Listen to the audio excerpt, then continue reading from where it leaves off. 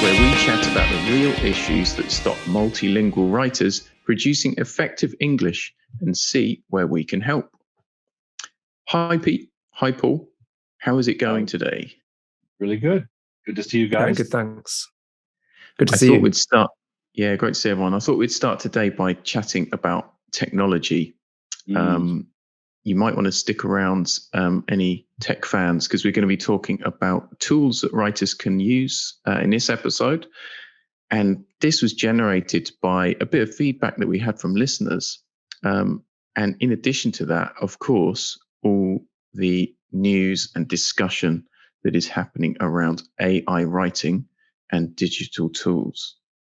What are your thoughts on this, guys? Should writers be worried? Is it an opportunity? Guess that's the big question. What do you think about that, Pete? My instinct with technology is we should always embrace it, right? But what's going to be important is learning how to use it effectively, right? So for me, this is just another advance in technology, right? We started with the internet, right? And right back when we first started using the internet, what did we say to students, right? We said, there's so much information on the internet. If you use it wisely, then it can really, really help you as a student. But you have to learn how to use it, right? And obviously, when this first comes out, then we're going to be pretty inexperienced, right? But as time goes on, we're going to learn how to use it. I mean, think about social media, right? We're still, I think, really getting to grips with using social media wisely as a society, right? So I think that's going to be the same with this too. What do you think, Phil? We should clarify, I guess we're talking about the launch of ChatGPT 3, which is a chatbot that can effectively put out very human-like writing. And sometimes it's quite difficult to identify, certainly for some kinds of writing. I brought it up, I think, I've been a bit reticent to write about it and talk about it until the dust settles, because there's so many people jumping on the bandwagon and just publishing tons of information on it before we really know anything. I mean, you're right there, Pete. We've got a long way to go to understand what it is and what it can do. I kind of think a bit differently, that I think, in fact, some writers should be worried about it. And that's because it's a tool which can do some of the things that some writers are doing. And the writers who should be worried are ones who are producing content and writing which can already be produced by ChatGPT and other AI generators. Companies are going to downsize, companies are going to cut corners, they're going to automate as much as possible. That's just the world that we live in. So my advice to anyone out there who is worried about technology is ask, is my output, is that already possible? Can that be generated by these AI tools? And if the answer is yes, you really should be learning new skills as soon as possible. Of course, there's a lot of things that it can't do, but I want to have a balanced view and sound a word of caution to all the writers out there who are repurposing content or just writing things which are maybe simple enough that a computer can generate it, and learn new skills and really develop expertise where you can to stay ahead of the game. So that's my thoughts on it. Paul, what do you think? Yeah, there's in my area, academic writing, of course, there's a lot of discussion and to be honest with you, a lot of panic, because I think one of the early experiments that was revealed with ChatGPT was someone had asked it to produce an academic paper that was indistinguishable from something someone had written, and it did. And so, of course, schools went into panic mode. And students, of course, got excited about it because, hey, I don't need to write a research paper now. I can go to that party on Friday and submit my ChatGPT research on Monday.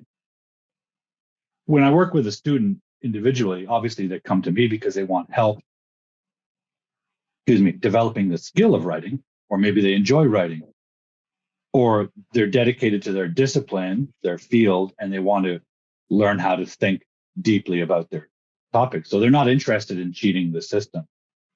So I'm of the same mind as you, Phil. I want to wait and see what happens here, because I don't work in school, so I'm not concerned with the assessment end of it. I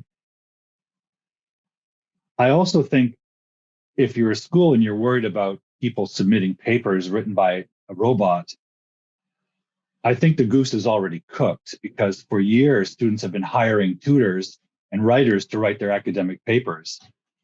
If it's not an in-class paper, if it's a research project, they've already been. I mean, you go on the internet, for example, in Facebook groups like academic essay writing groups, and it's full of people advertising their service that they'll write a paper for you. All they need is a topic and some source material that you are required to use, and they'll put the whole thing together for you. And the teachers can do little about that. So I think that's already happening. That absolute plagiarism is already happening. So, I don't know if there's a clear solution for that, other than, make your students write in essays in class and abandon the research writing, except maybe in graduate school level, where the student hopefully is more dedicated to what they're doing. But have you guys heard similar things in your fields? I was just going to say that it's kind of a more, what you're talking about there, it's like a more advanced way of copying, right? So people have always copied each other, right? So that's always been a problem, and now it's just a more advanced way of doing it. And we just have to learn how to prevent that from happening. But what I'm saying is, in a sense, it's nothing new that people are copying, I suppose. Yeah. When I worked in a language school, I taught a master's level research paper writing course. Master's level in a language school, meaning right before they enter university. So they were learning how to write a university undergraduate level research paper. And I would ask them to write at least 10 pages. And one of the things that I encountered there was that, can I say it? Like, they would write, it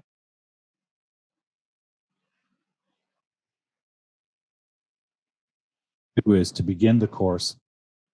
I would, sorry guys, something's just happened to my. We can hear you again. You cut out for a bit, good. But we can hear you. Yeah.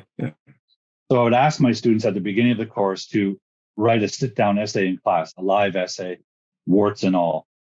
And that way I had a reference point.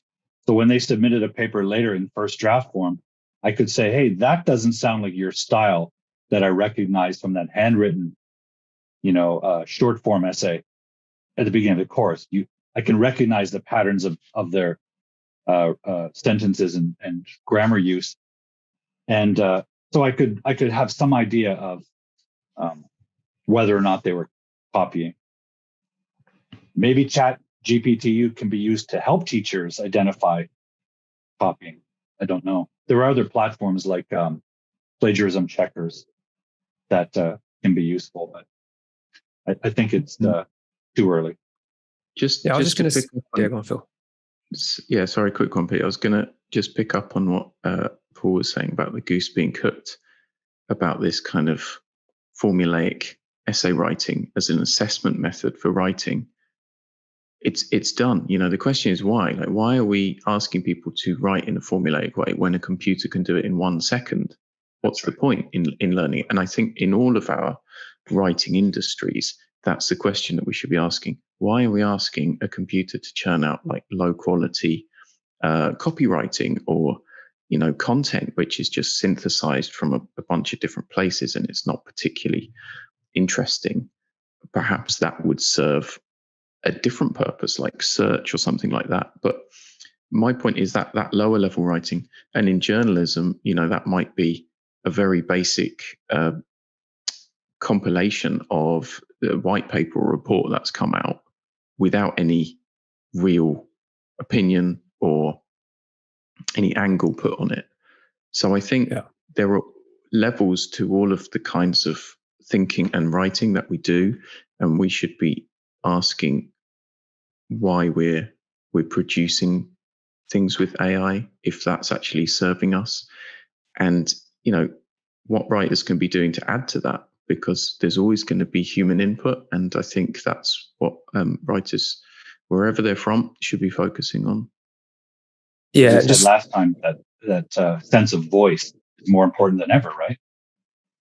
Yeah, and just to add to that, so the way we have to use AI, right, is to basically to free up time for humans, right, journalists, content writers, academics, right, to do the more creative stuff, the stuff that requires a human, right, and use the AI to do stuff that can be that's it's less creative, more mundane. For example, just talking more in general about AI for journalism, right? AI can be very useful for research, right? So it can scour, you can search through waves and waves of social media, right? Looking for stories, right? Compiling information, much faster and much, a really wide range of social media posts than what a human could do, right? So it can free up time for more creative tasks. That's my point. Yeah. Yeah, I mean, just go ahead. Just to recap what I understood by that, writers are going to become curators more than people who are punching out lines and lines of copy. There are certain types of writing that will continue as they are, I think, but the more creative ones. And we have to remember that AI is going to catch up on that pretty quick. This is version 3 of a software, and there'll be a version 4, 5, and 6. So, sorry, Paul, carry on. Yeah, I was just going to say, one thing I really wonder about AI is that it seems productive, can save time. It seems generative, it can produce things for you.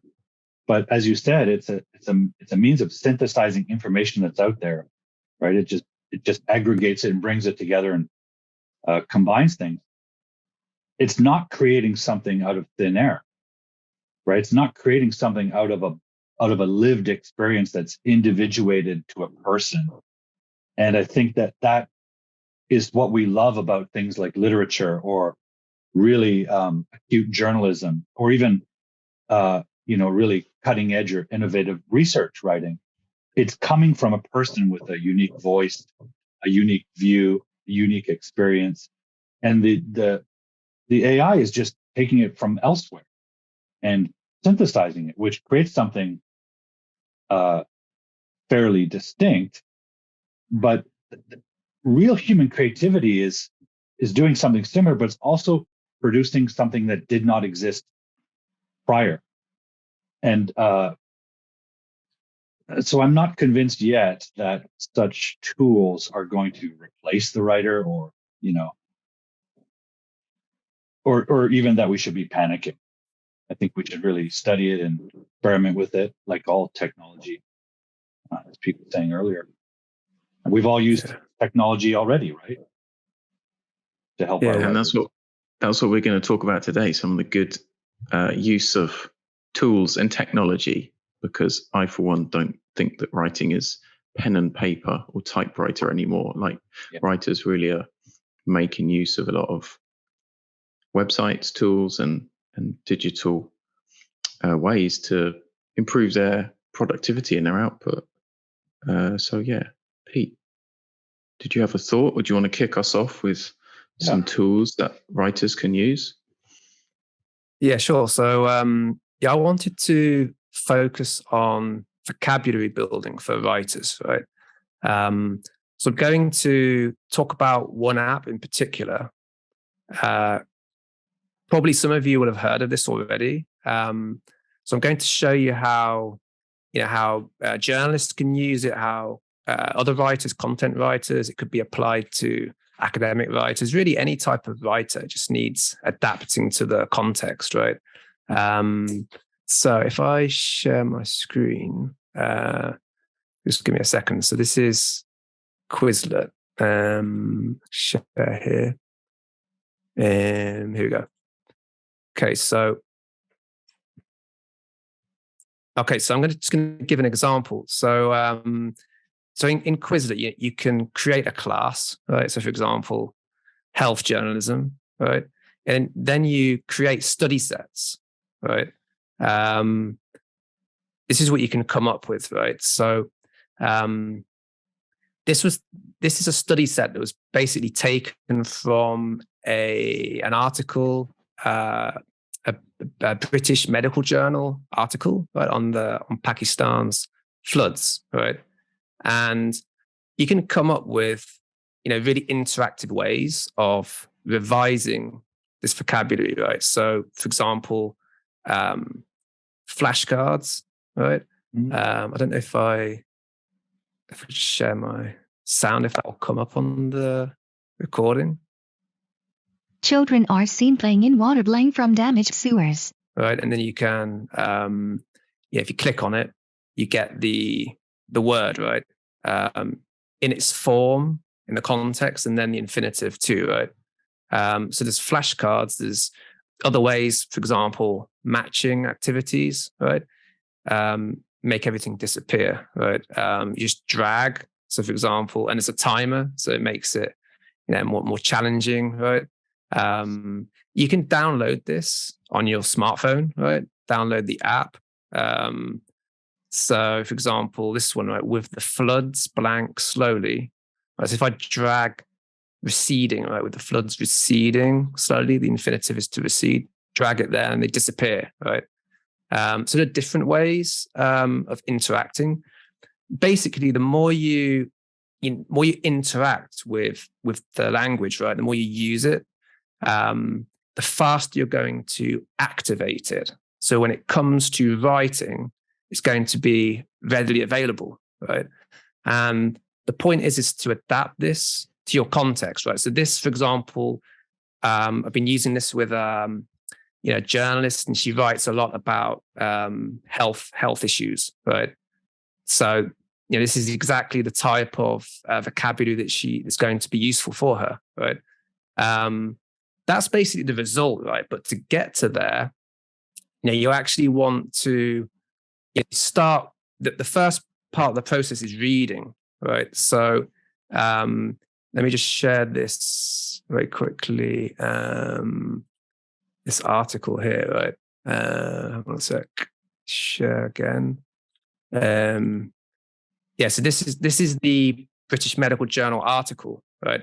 So what we did here, we concentrated on verbs, right? Because you want to be really, verbs are probably some of the most important words that you can learn, right? So especially strong verbs, because this really makes sure you inject life, right? You energize your writing using a lot of verbs, right? Strong verbs have very specific meanings, right? So we highlighted some, like pioneered, dispose of, right? Receding, flood ravaged, right?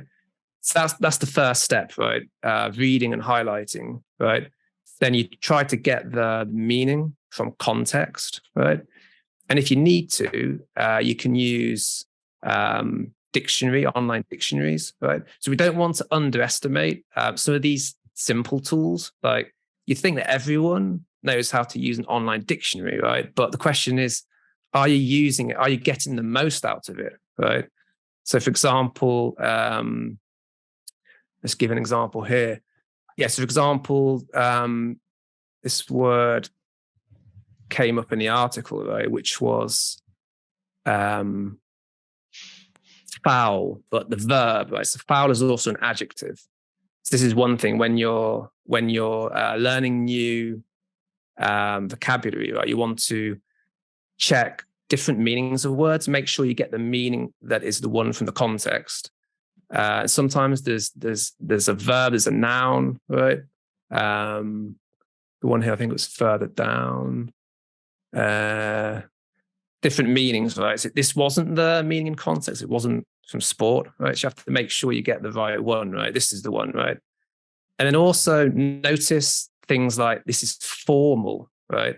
So you have to ask yourself, is my audience going to understand this, right? So because this is a British medical journal article, the audience, sometimes a little bit more academic, right? So this type of vocabulary is a little bit more formal, would still be good to use, right? Notice here you get examples, right? The more examples you can see, then the more likely you're going to really hammer home, right? The meaning, you're going to really understand the meaning, right? Notice also this T, right? This means transitive. This means the verb takes an object, right?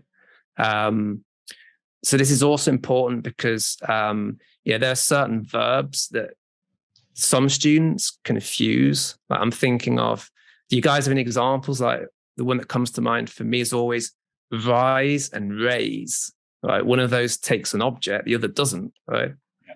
So see, so say again, Paul? Lay and lie are like that. People. Exactly, right? So you can raise funds, right? Raise funds. You can raise taxes. You can't rise taxes, right? So that's important. This type of information, right? So that's the second step, right? Understand from context or understand using the dictionary. Look at lots of examples until you really understood it. And then what you do is, I don't know if I need to share again quickly. You want to record, right? So if you record on a spreadsheet like this, right? And what's really useful here, so you record the context, right? And what I suggest is you leave a blank for the target word, right? And you put it in another column in the form, right? So we've pioneered decolonization of aid, right? Then put the infinitive, right? Now, if you do this, then it's really easy to import this into Quizlet, right? Basically, you can just copy paste, right? Just do this, right? Right click, copy or Control C, right? And then on Quizlet, it's really easy to, I'll just quickly, this is the last thing. So yeah, if I go back to home, right? You can create sets. So for example, we just go into in health journalism, right? So if you basically click on create, right? Click on study set, all right? Okay, and then if you click on import here, right, you can basically just copy paste that data here, right? And it's previewed here below, right? And you've got 9 new cards, right? So you've imported it. Brilliant. And then, you just click on import, right? And you create your new set, right? What do you guys think of Quizlet, this way of building vocabulary? Amazing. I think it's great just because the speed of the copy paste and to make it fun. I think my thoughts on vocabulary, we've talked about this before, haven't we, on an episode, that, it's important to have a lot of interaction with the words. So every time people are reading, copying, pasting and organizing that vocabulary, it becomes active. And I also wanted to touch on what you said about lots of people know how to use a dictionary. I think 95%, 99% of people Google. Yeah. Let's be honest, I do it too. You want a quick answer, you just type into Google.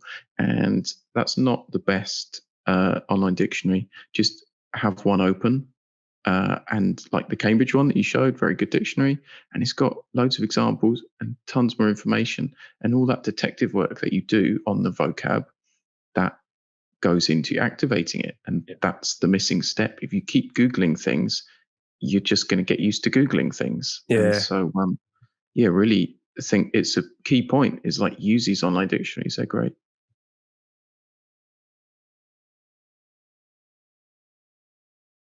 I totally agree with you there, Phil. Just to come back on the Google thing, what Google can be useful for, right, is getting some examples, right, of the vocabulary item used in context, right? You have to be quite skilled in doing this. So, but basically, if you type in, this is actually a screenshot. If you type in, say, you want to understand how to use the verb set up, right? You Google it, and then there's an option. You can click on news, right? So this is great for journalists, right? Click on the option, the search option that says news, right? And then you get all these news articles coming up with the vocab item, right? So you just have to be careful that it's the same meaning as the meaning in the context where you found it, right? So in this case, from the article, this British Medical Journal article, it was to do with setting up camps, right? So it was, basically preparing something for use, right? That'll be like a very general definition. But then, if you Google it like this, you can get some. The good thing, the online dictionaries, they often have examples anyway. So I would start there. But then if you feel like you still need more examples, you could try this. So like here we've got Kim Kardashian, right, set up her 2012 red carpet flower bomb. That might not be the easiest example, actually, but this one, for example, how to set up a landing page. That's a good example, right? This one is set up a rapid reaction unit of the Marine Corps in Okinawa. All right. So there's a couple of examples. So as I said, the more examples that you see, the more likely you're really going to understand how to use that in your own example. Brilliant. Thanks for sharing those tools with us, Pete, about You're vocab. welcome. You should be called the vocab master on this show. I've used Word Quizlet master. in the past, but I had no idea it could do those things. I had no idea Quizlet could do any of that. It's pretty awesome.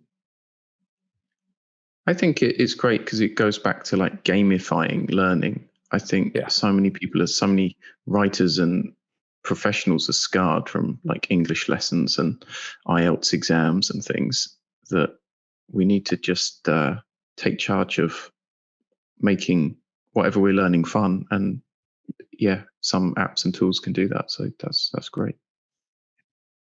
Exactly. What else? What other apps? Yeah, Phil. Yeah, I thought I'd share next. Maybe Paul can go after that. I've got a couple of things to show everyone. The first tool is similar to something called Hemingway app. I'm sure a lot of writers out there would have heard of the text analysis tool Hemingway app. It's very famous with content writers for telling them that their sentences are too long and to keep things, readable for a 5-year-old and, to simplify. It's pretty useful, but I actually prefer this text analysis tool. I'll share it on screen now. It's called Count Wordsworth, which is countwordsworth.com. Essentially, you can copy and paste text in here, and I've used the example of a newspaper article, right? So this is a bit more of a serious article about cybersecurity, and let's see what it says at the start. Lockbit has emerged as the most prolific name in ransomware attacks. So it's about cybersecurity. So what we can get from this is some really interesting stats, and writers can use it to analyze both the writing that they're trying to produce, so great articles like this from a well-known newspaper, and their own work.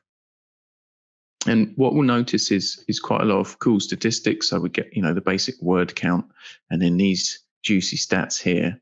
I'll highlight a couple that I think are really worthwhile to consider. The first one is words per sentence. This, as I said, comes from a more highbrow piece of writing. So we're seeing slightly more words per sentence. This is up in the range of 20 plus words per sentence. That's what you'd expect from academic writing or quality journalism. Another interesting one is this: syllables per word.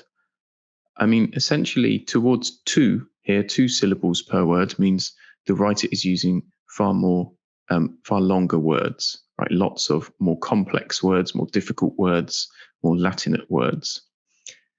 So this is fairly high, right? If we're getting towards 2, then there are some quite technical terms in here. Mm-hmm. Another useful one is the max sentence length. So writers who are maybe from they're speakers of other European languages like French or Spanish or Italian might struggle with having a few long sentences in there. And you can certainly find the longest one, right? Just do a Control F and find your full stops or periods, and you'll see which is the longest sentence. There are lots of other statistics on there that are useful. This one is another good one. So we can see the word frequency here. Now, of course, words like the and are functional. So we don't really mind if there's lots of instances of them. However, when it comes to content words which inject a meaning into the sentence, like ransomware, malware, network, let's say, attacks, you might begin to notice, oh, hey, in my writing, I've said attack 10 times. Perhaps that's too many times in, these 800 words. So that's another thing to look out for. And the final stats that this is great for is for readability. So if we scroll all the way down here, we get readability scores. Now, there are different ones, and they're mathematical formulas that are based on things like sentence length and word length, as we've already mentioned. This one is probably the most well-known of the readability scores. Essentially, the higher, the more readable, right? So if the text is a very difficult academic article, we might see 10 or 20. And if it's very simple, five-word sentences like a children's book, it might be up towards 80 or even 90. So depending on what you're writing, pay attention to the readability score. And a point here for content writers is that it doesn't have to be, 80, 90. We often get advice of make it as simple as possible, make your writing so a 5-year-old can read it. I'm not sure I agree with that totally, but definitely pay attention and make sure that you've got the right kind of readability score. So that's that one. Just to very quickly show you how this might be different for a different piece of writing. This is where did this come from? A blog, I think. This was a popular blog on the Medium blogging platform. And we're going to expect it to be, it's around the same length, but we'll expect it to be quite a bit simpler. So we can see here, 11 words a sentence, not 20. 1.38 syllables per word, so far shorter words we're using here. And you'd expect that to impact the readability score. So there it is, readability is near to 80. So it's much simpler to read, and you can easily find the differences between the types of writing that you're trying to produce and check out your own work. I love the cliche checker. Yeah. Brilliant. I'm not sure how accurate that is with the cliches, but I was also going to say the letters per word as well, right? So sometimes, for example, you said if you have a lot of 2-syllable words, that could be quite complex language, but it depends how long the word is, right? So you could have like quite a short 2-syllable word. So that's where that letters per word is useful too. Definitely, yeah. Haven't thought about that one. I've just got a quick one that I like to bring up. This is for stories, shall we say, creative writing, idea generation. This is something that there's a physical version of this. I think they're made by a company called Rory's Story Cubes. You might have seen them in sort of gift shops, but they're essentially dice with pictures on, and you can use them to play games, generate stories, and connect ideas. So there's a few different ways writers can use this, just as a bit of inspiration to try and get some ideas going for a topic. You would just roll the dice to see what comes up.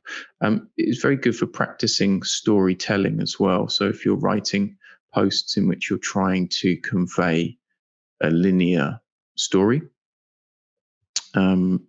you can practice with this. It's something that I like to play in groups, or even with two people. You can take turns to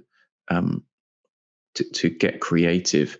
And just to explain how you might use it, I mean, these pictures don't have to be literal, right? This first picture of a trophy doesn't have to be, one day we won the trophy. It could just be represents the best, or the winner, or past glory, or anything.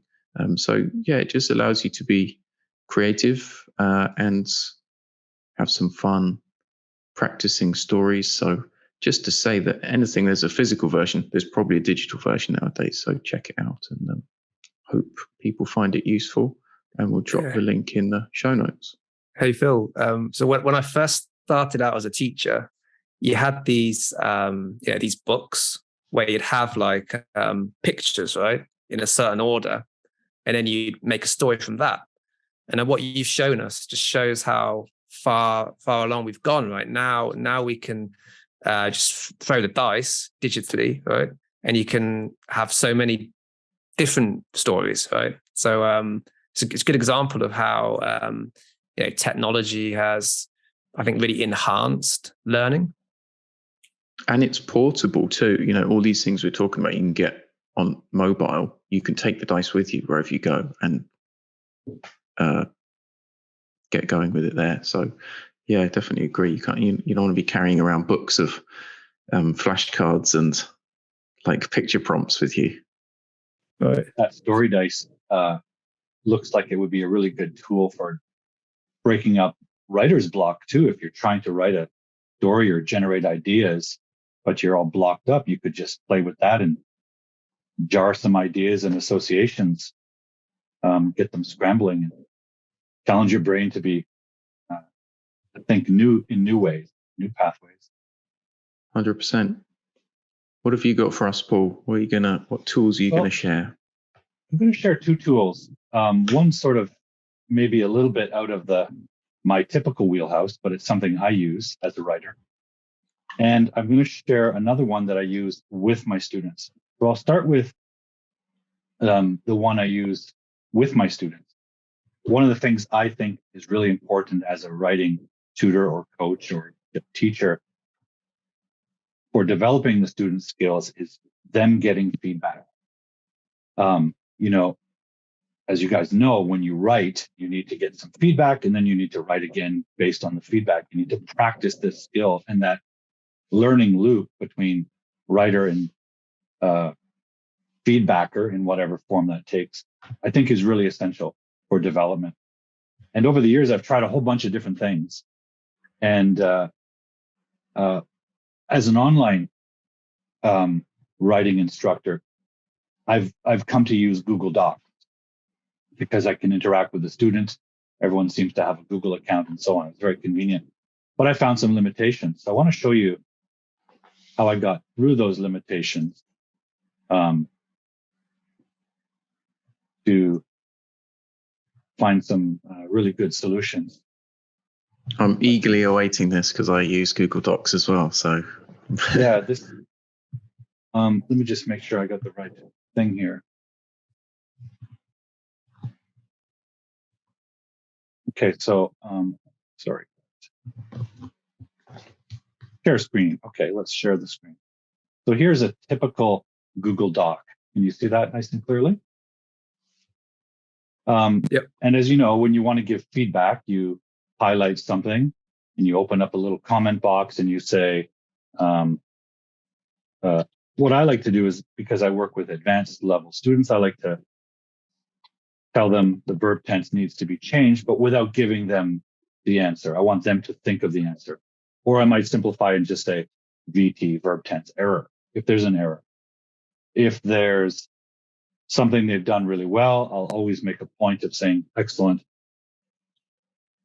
closing sentence. Take the time to write that. And you know, there's a list of editing symbols that they become familiar with. You know, like wrong word or word form. I type 2 keys and they get that information. So that's what Google Docs is. But there's 2 problems with it. One is you're limited to writing text, which leads to the second problem, which is if you're dealing with several students and they're writing pretty substantial papers, I end up writing hundreds of words in the comment box, right? It's a lot of typing for comments. And of course, if you're like me, if you make one error, you're editing your own bloody comments. Because I'm not going to submit that to a student. I want to model good spelling. So I'm going to edit my own bloody comment, which is an enormously slow and tedious process. And if I have another student, if I'm teaching a course and they're all writing papers, oftentimes I find myself repeating the same comment over and over and over again. Give an example. One student I work with at the moment, he has a habit of, after punctuation, there's no space until the next letter.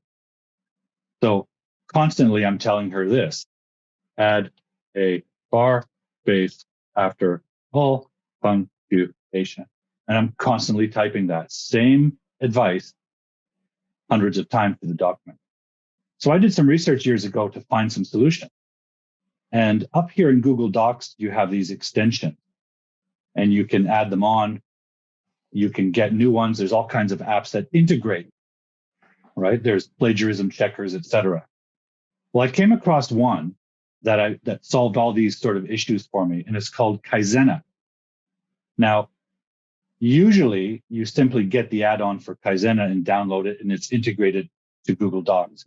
For some reason, this week, of all weeks, it's not working properly. So I can't show you how it integrates. What I can show you is what it looks like on the Kaizena app side. So here's an example, and all you need to do is you open up your Kaizena app, it's a free app, and then you have your students register their email to it. So now you can integrate and you can upload a document. So here's my student's document. What's brilliant about this is rather than Google Docs, I can highlight it and I can type a little comment here, right? Like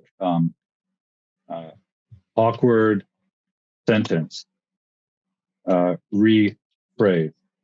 And I always write my comments with very sort of, on the surface, it might seem like curt or even rude, but I tell my students in advance to expect it just for brevity's sake. So they're not put off by the imperative, rephrase, right? They're expecting it. So just like Google Docs, you can put text comments. But what's beautiful about this is if there's a really repetitive instruction, like awkward sentence, rephrase, you can bank it and create a library or an archive of comments. And that's called the lesson function. So for example, I'm going to call this I'm going to name it awk. And I'm going to add it to my lesson archive. And I'm going to say awkward sentence. Now I'm going to take the time to be polite. I'm going to say, please rephrase. How's my spelling? Awkward sentence. Okay, so now it's posted once, post a conversation, but now it's also a banked lesson. So if I want to use that again, I'll consult here, enter lesson name. Well, I called that one awk. There it is. It's waiting for me. And I just highlight that. And now they get the same comment. So as you're going through these things, if you find yourself drafting up a little comment that you think is going to be repetitive, bank it into the lesson archive. And then you can just pull it up anytime you need it. Saves a lot of typing in the future. You type it once, archive it. Now you don't need to type again. Even better with Kaizena is this function. You can record your voice. Excellent sentence. Keep up the good work. Takes a little moment. And now when the student reads the feedback,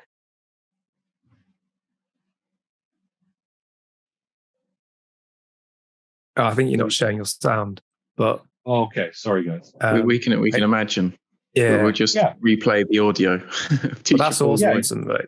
Can the student also record their voice too? That's great. Yeah.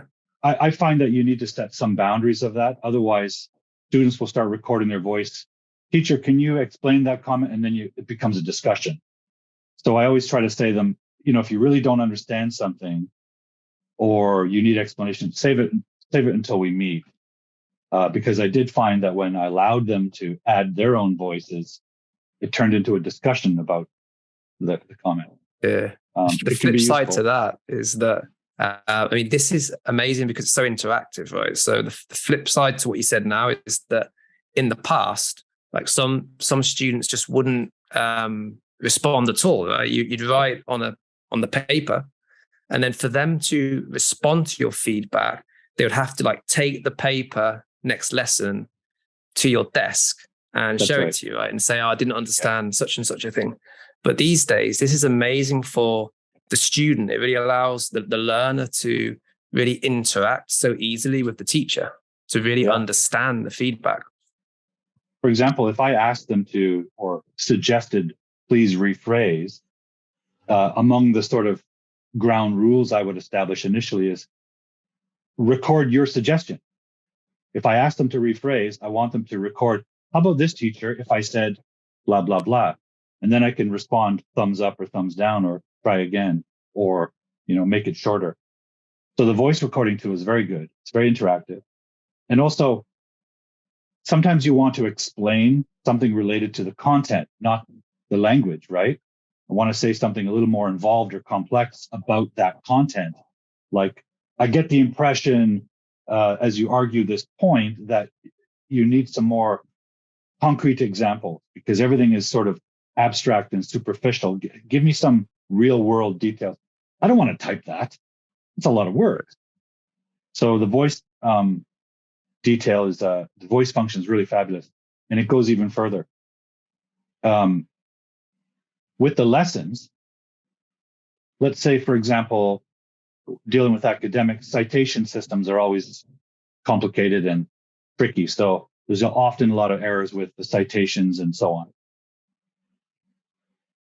So what I've done in the past is with Zoom is share screen and record myself explaining some little technique and then take that video and put that in the archive so I can call up video lessons. So for example, if we're using MLA formatting, I've got MLA punctuation video, and it's like 1 minute long video.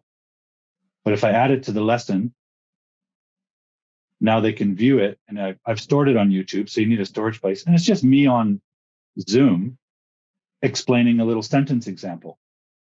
But because it happens so often, it just saves all the repetition because now I've archived like a little 1 minute lesson on video. So that's also a good way to use YouTube. So I find this Kaizena thing really, really great.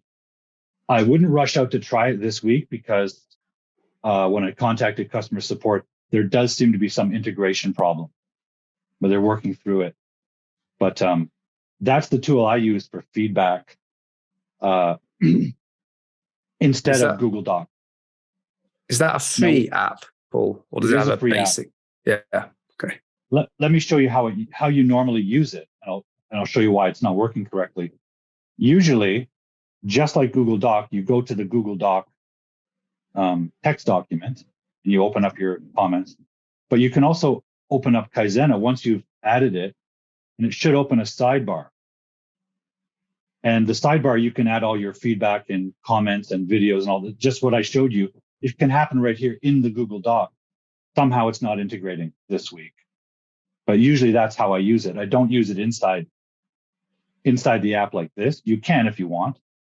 But since the student is online here, up here in Google Docs, you have, if the student is with the document, you can be chatting with them. So you can live interact with Kaizena, but it's not working now. I think it's really cool, Paul, because it not only is it saving you a lot of time, it's building a relationship as well. And it's something that writers and editors can use, not Absolutely. just tearing up people's copy or saying, do it again, or sending quick notes. It's a process that over time, if you invest that time and bank all of these suggestions and things, it can help people who are working across borders to communicate better. And I think that's just brilliant. It's going to be helpful for a lot of writers around the world out there.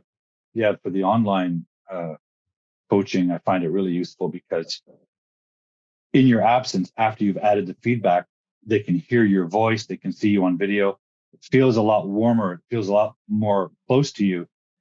And then, of course, when you meet them online for a Zoom paid lesson, they have interaction, they can clarify. But in the meantime, between lessons, where you're in contact with them, they do feel much more connection. I've been told that. So one of the things I would recommend, just from experience, especially with that voice recording bit, but with video too, use that for your positive feedback. I've been told they love that more than anything, because of course you're going to have to be critical of like the errors and point out the errors. And my students want every error identified. So I'll go through it like that. But of course, everyone's sensitive and they get discouraged by that. So then you give them a nice, warm, encouraging video clip or voice message, and it's coming from you. It's your sound. It's your person. So I find using the positive reinforcement, using the voice or the video function for that, really powerful. And then the disembodied text comment for the more negatively critical things or the error identification thing. Just on a personal level, the students I've worked with find that really, really adds to the encouragement, right? Instead of just getting the old document with the red X's everywhere. Hey, I totally relate to what you're saying. I was talking to a student today, right? A writer. She was telling me, that because we're just starting now. Actually, next week is our first session together. She was telling me that what she most needs is feedback, right? And she was telling me that she likes receiving praise, right? But she also needs to be told how to improve, right? So anyone watching this or listening to this episode, right? As a writer, that one of the things that you need the most is feedback on your writing, right? And these days, you can work with a teacher, and both of you using technology like this. Google Docs is already really good, and now Paul, you've shown listeners Kaizena, which takes it to another level, right? And they can really receive both positive feedback and constructive feedback, right? How to improve in a really interactive way. So that's fantastic. And I think those two elements, they're essential. Excuse me, they're essential, right? Excuse me, guys, I'm a bit dry here. I don't necessarily believe they need to be in balance between constructive feedback and identifying errors, for example. Maybe I'm inclined more to the Gordon Ramsay school of feedback, where you give them the negative feedback a lot to elevate the standard, but when they reach it, they have to know that they've hit that mark. You have to tell them, hey, that dish is perfect, well done. So I like to reserve a little bit of the positivity to make them focus on the things that need to be improved, because after all, they're in a less than ideally developed stage.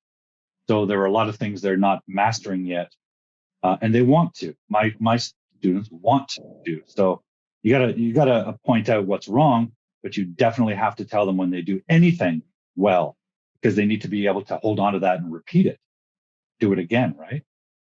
So I find Kaizen fantastic for that. I was going to show you guys another software that I use, but maybe we can save that for another episode as it relates to kind of a tangential topic. Yeah, you know what would be great is if any listeners out there want to suggest some digital tools as well. I know I have quite a few more banked, and I actually have a sheet that I share with people online occasionally, which has a big list of digital tools to use for writers. But yeah, I'm sure there's loads more out there. So just let us know, send us a message or write a comment and share the tools that you guys are using, because we can always learn about new ones. Awesome. So any final thoughts, any takeaways from today's episode? Well, for me, I'd say we should never fear technology, because after all, we made it. And we should experiment with it. We should push the envelope of capabilities and find out what it can do for us. But that preposition is key. We want those tools to work for us, in this case, for our writing and our teaching, not instead of us. So for me, that should be the focus. And that's my focus with technology. What can it do for me to help my student and to allow me to do my work better and maybe easier if it's possible too? My takeaway would be pretty similar, really. I'd suggest anyone out there to have a system, right? Organize these digital tools, think about when you're using them and how to make them work for you. Don't be afraid to not use things or to use things only in a certain way, but curate and create a system like Paul has with his document feedback that really works well for you. So don't have to try and adapt to every new tool that's out there, but take the ones that work and make the best of them. Yeah, and I'd add, so in your relationship with your teacher, right, you're going to find out what it is you need to take your writing to the next level, right? That might be a combination of things. It might be style, right? So Phil has shown us a great app for improving aspects of style, right? It might be that you need, and this is probably for most of you, right, that you need really quality feedback, right? So we have technology these days that can give you that feedback in a really interactive way with your teacher, right? It might be that you need to build your vocabulary so that you can show your expertise in your writing, so you can really find the right words to engage your readers, right? And so there are apps that we can use these days, to really push you to the next level in terms of your vocabulary. Right. Wonderful. Great thoughts all. Looking forward to hearing all the suggestions on tools and digital places to improve our writing from the listeners. And we'll see you next time. Thanks, guys. It's Great been chatting. a pleasure. Yeah. Cheers. That's it from us. Bye. Bye. Bye-bye.